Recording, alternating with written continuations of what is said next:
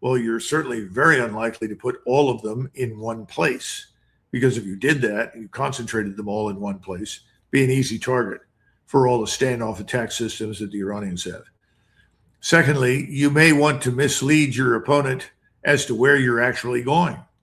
You talk a lot about Karg Island, maybe you don't go there at all. Maybe you end up seizing the island immediately across from Bandar Abbas. Perhaps you go into Bandar Abbas. Maybe somebody has suggested that we go in there, seize control of the Bushehr nuclear plant. That could be done. We've had people look at these things for many years, Mario. We have forces that have actually trained to do it.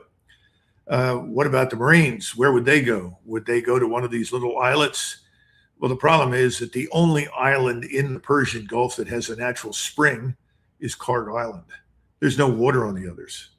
So if you go to the others, you're really dependent upon deliveries of water, and you can only carry so much of that stuff with you, and you drink it up pretty quickly. So then what about Chabahar? That's an interesting target, particularly if you're in the Marines and you're making the argument, well, we can build a lodgment there. In other words, we can come in, we'll set up air and missile defenses, and then we'll use that to move from there elsewhere. Well, where are you going to go? If you go straight north, you're in for a long trek. If you're going to go over to the Persian Gulf, do you go through the mountains to reach Bandar Abbas? Well, if you're traveling in V-22s and helicopters, going to be pretty easily targeted and shot down.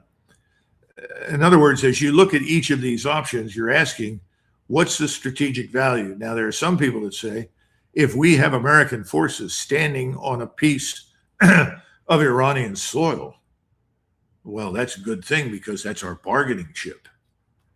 Well, if I were an Iranian,